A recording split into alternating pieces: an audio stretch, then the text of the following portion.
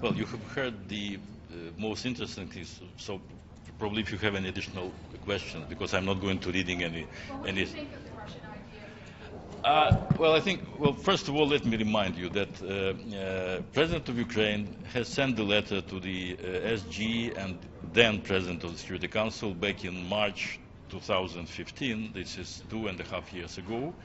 And that letter was circulated, it has a symbol even, S/2015/225. I recommend you to read it.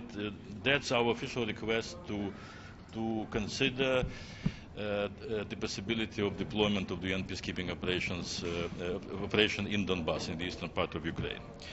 So this is nothing new in that. Secondly, we need, of course, to see the text of the draft, which is being circulated as we speak. I didn't see it.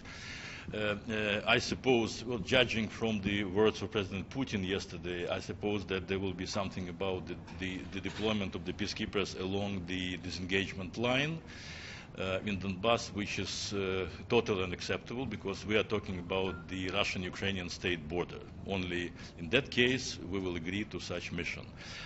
Then, obviously, the composition of the mission is important. If our Russian colleagues want just to authorize their own troops to become peacekeepers overnight, it will not go through the Security Council. The same would be the case with any CSTO mission or CIS mission, whatever.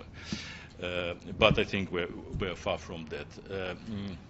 But we took careful note of the intention. I think the intention itself is good. We need to see the content of it. And well, another thing I would like to add is that it's probably even more important. It is virtually impossible, and I think not just because Ukraine doesn't like it, but because nobody will agree to that ever, that the peacekeeping operation of the United Nations is being deployed in parallel with the presence of the foreign troops, and in that case Russian troops, in the territory of Ukraine. There should be first the total withdrawal, complete withdrawal of all Russian troops and mercenaries from Russia. They should stop all direct involvements in Ukraine with military force, with hybrid operations, cyber attacks, and everything else.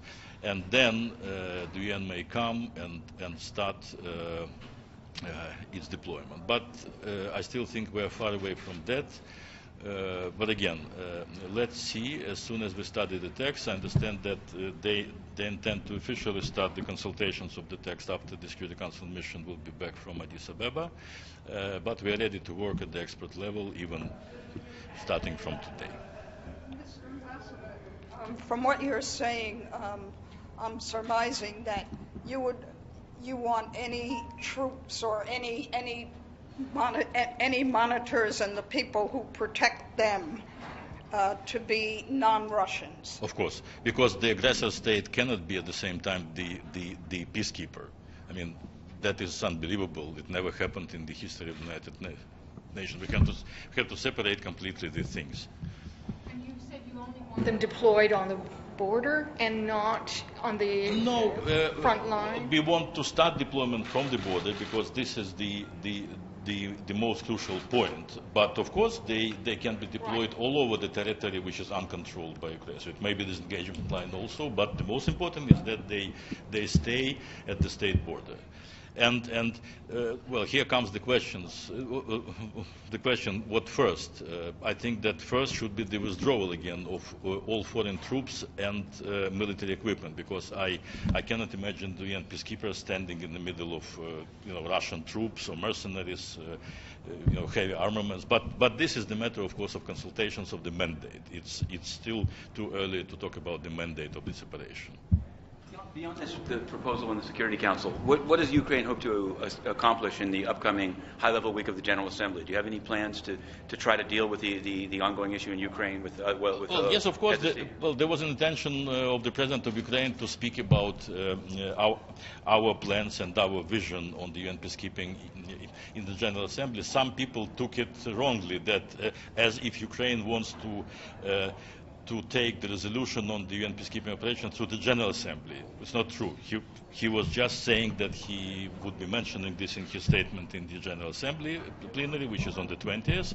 At the same day, we will have the Security Council summit on peacekeeping, so that would be another proper and excellent opportunity to say something about our vision of the UN involvement. So you will definitely hear a lot of probable UN peacekeeping in Ukraine in the coming weeks.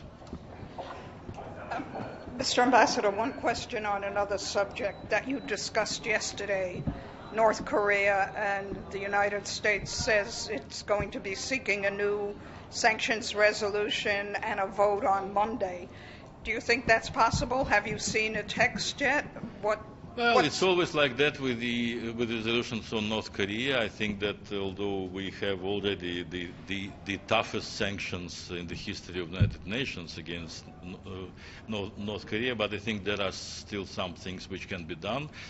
We, for example, proposed also that Security Council authorizes a special investigation, probably with the involvement of CTBTO, IAEA, on the subject of which foreign countries assisted North Korea in developing its nuclear program and ballistic missile program, because you cannot just develop such a program without foreign assistance. So our intention is to propose to the draft, we already did it informally, to propose something about the investigation.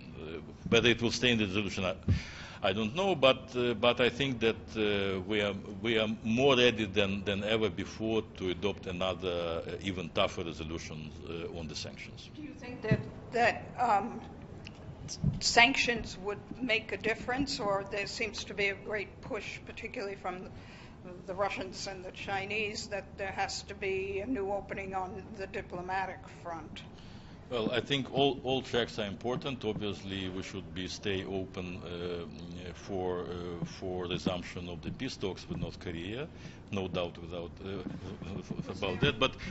But I think that they should first understand that this is serious, and as President Trump has said many times, that all options are on the table. And after all, it's not even about the tougher sanctions, but about the proper implementation of the existing ones.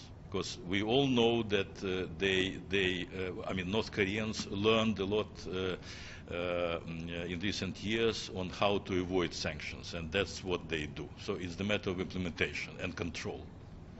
What reaction have you seen to your proposal to go and do an investigation on who's providing the North Korean? Well, the initial reaction was positive. Let's see. Okay. Thank you. Thank you.